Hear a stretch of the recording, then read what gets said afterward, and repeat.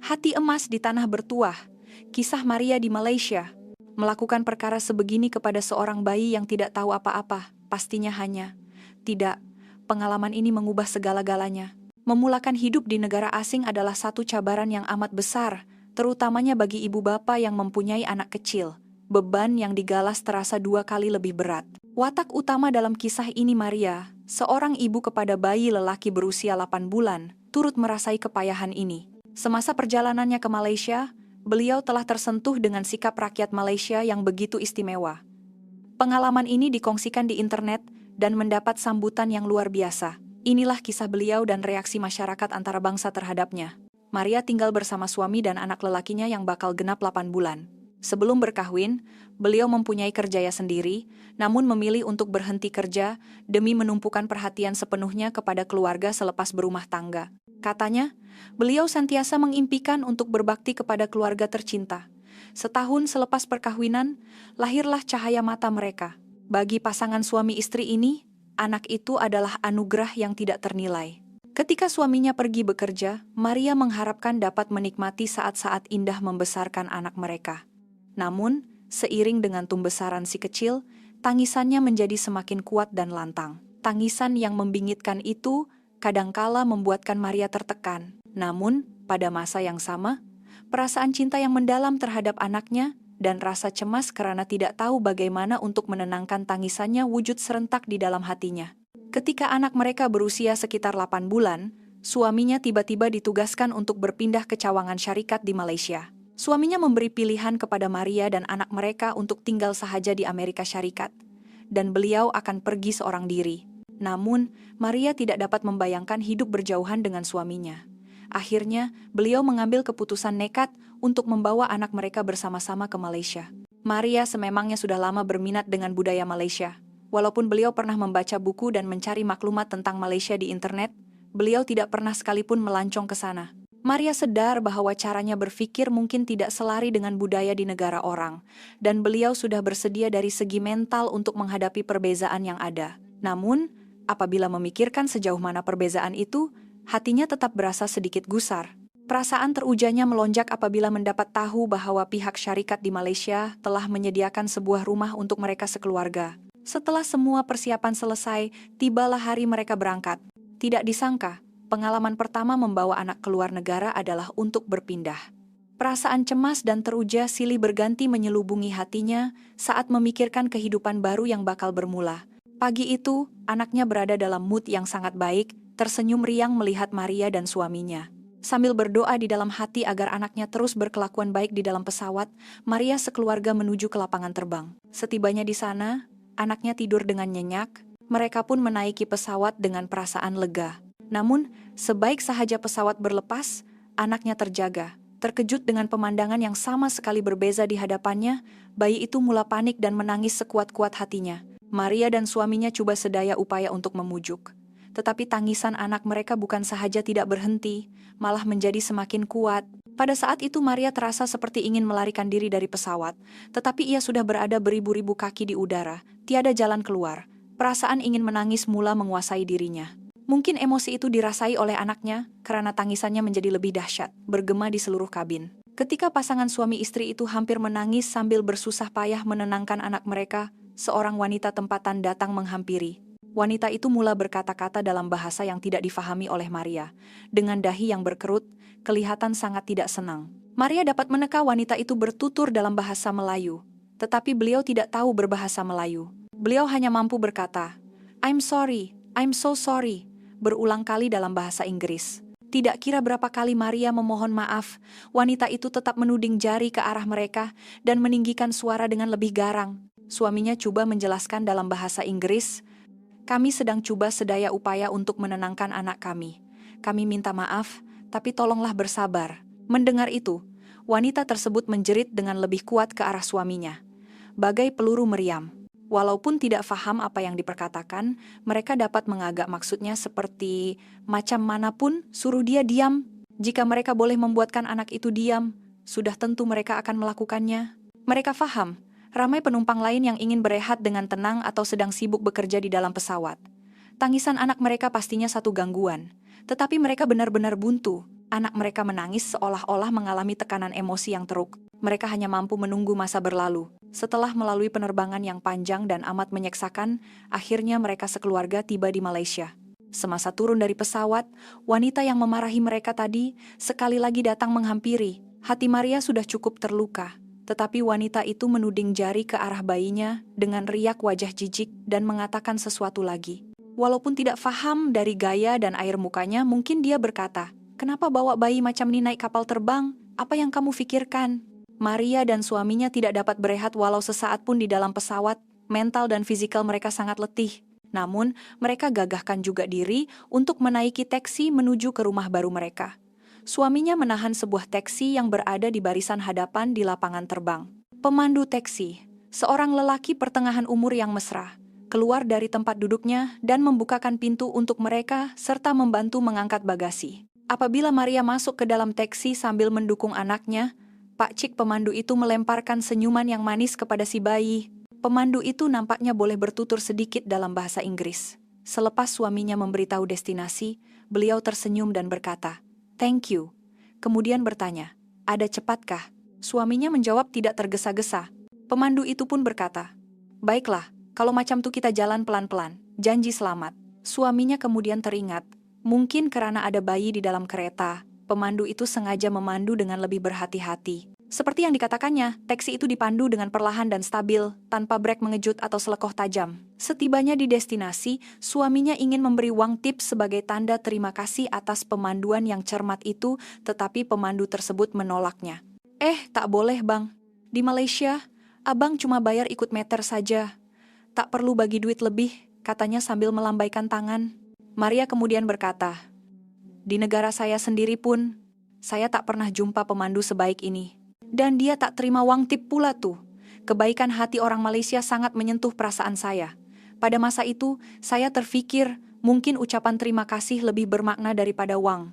Saya berasa sedikit malu."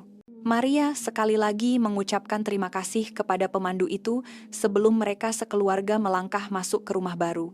Di dalam rumah, rakan sekerja suaminya sudah menunggu dan memberikan penjelasan terperinci mengenai segala urusan. Rakan sekerja itu juga sangat baik hati. Apabila anak mereka mula merengek, beliau berkata, "Cukuplah untuk hari ini. Kamu sekeluarga mesti penat. Pergilah berehat." Selepas berehat seketika dan tenaga kembali pulih, suaminya berkata, "Mesti awak lapar kan? Jom kita cari makan." Beliau mula mencari restoran berdekatan menggunakan telepon bimbitnya. "Jom kita coba di sini," cadang suaminya. Mereka menuju ke sebuah kedai mie yang mempunyai suasana klasik dan sederhana. "Saya dah lama teringin nak awak rasa mie di Malaysia," kata suaminya sambil membawa Maria dan anak mereka masuk ke dalam kedai. Sebaik sahaja melangkah masuk, seorang wanita yang dipanggil Mak Cik oleh pelanggan lain datang menghidangkan teh bunga kekua. Dihidangkan minuman secara tiba-tiba membuatkan Maria panik, menyangka beliau telah terpesan tanpa sadar. Melihat Maria yang cemas, suaminya memberitahu Mak Cik itu bahwa mereka tidak memesan air.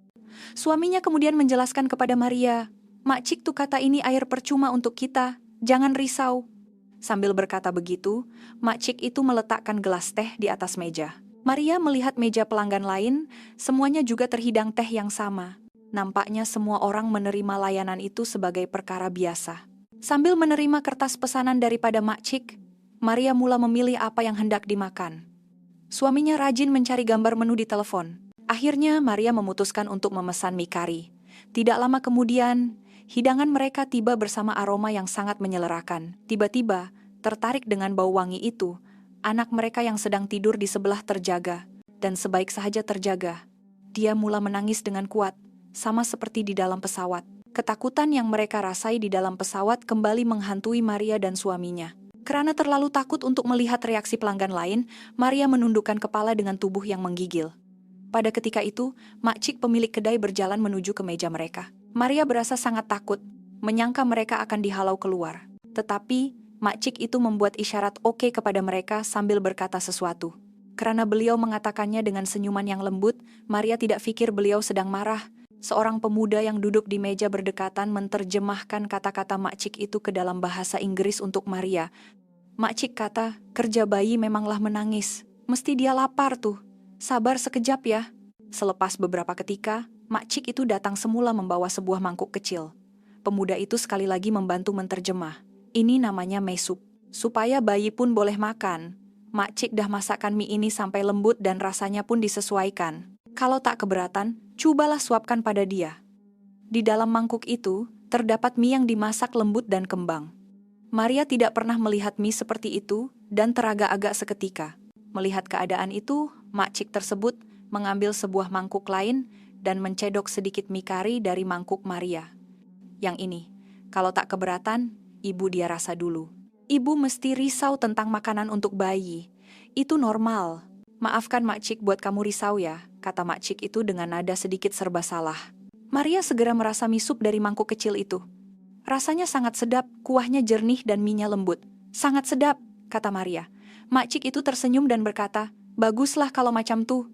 Kemudian Maria menyuapkan mie lembut itu ke mulut anaknya. Si kecil mula makan dengan penuh selera. Sekelip mata, mie di dalam mangkuk itu habis dimakan.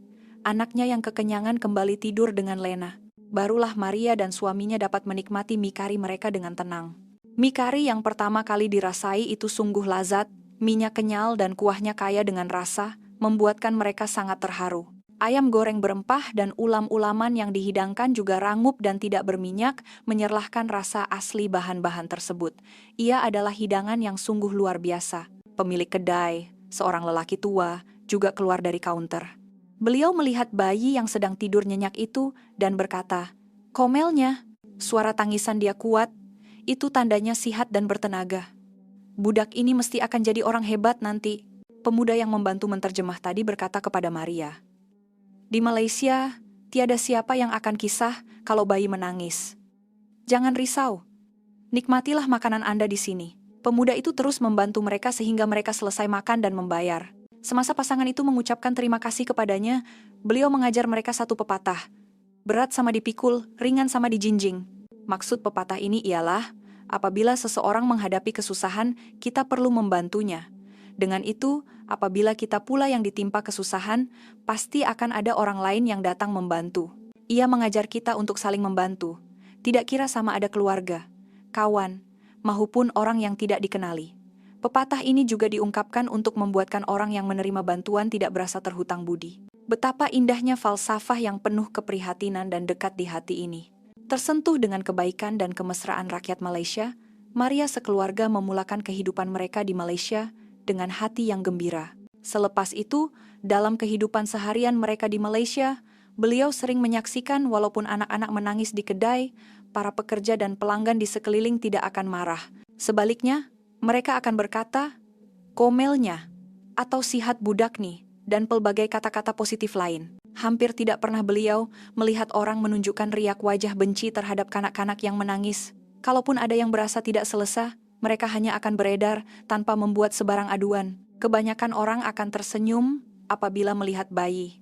Pernah sekali ketika Maria sedang mendukung anaknya sambil memegang bakul beli belah, seorang wanita yang tidak dikenali datang membawakan troli bayi dan memberitahunya, "Adik boleh letak bayi di sini." Apabila Maria keliru dengan sistem pembayaran di sebuah kedai, pasti akan ada seseorang yang datang menegur dan menawarkan bantuan dengan ramah. Di tempat awam seperti stesen LRT dan pusat beli belah, tandas wanita dilengkapi dengan meja menukar lampin dan kerusi bayi. Menurut suaminya, kemudahan yang sama juga terdapat di dalam tandas lelaki, membuatkan mereka sangat kagum. Di pusat beli belah yang besar pula, terdapat bilik menyusu yang lengkap, malah air panas untuk membancuh susu formula juga disediakan. Kemudahan yang selesa dan canggih seperti di hotel mewah itu, membuatkan Maria dan suaminya terharu berkali-kali. Pasangan suami istri itu akhirnya menjadi pelanggan tetap kedai mie tersebut. Apabila Maria mengucapkan terima kasih kepada makcik itu atas pertolongannya tempo hari, makcik itu mengusap kepala anaknya sambil berkata, "Anak ini anugerah, tak perlu kisah langsung. Anak bukan milik ibu bapak sahaja, tapi tanggung jawab seluruh masyarakat untuk membesarkannya bersama-sama." Selama ini, Maria dan suaminya beranggapan bahwa anak adalah tanggung jawab mutlak ibu bapak yang harus dipikul sendirian. Tetapi kini, beliau sadar bahwa rakyat Malaysia mempunyai kesadaran untuk saling membantu membesarkan anak, walaupun bukan anak sendiri. Sesiapa sahaja akan melayan mereka dengan lemah lembut, walaupun sudah beberapa bulan mengetahui tentang perpindahan suaminya ke Malaysia. Pada mulanya Maria berpendapat tidak perlu belajar bahasa Melayu atau bergaul dengan orang tempatan. Beliau merasakan perbezaan budaya dan adat antara negaranya dan Malaysia terlalu besar dan masa yang ada tidak cukup untuk menyesuaikan diri. Tetapi setelah merasai sendiri kehangatan dan kebaikan hati rakyat Malaysia, Maria berasa ingin mengenali Malaysia dengan lebih mendalam. Apabila Maria memberitahu suaminya tentang hasratnya, beliau meminta tolong daripada pemuda yang menterjemah untuk mereka sebelum ini. Pemuda itu bersetuju untuk mengajar Maria bahasa Melayu.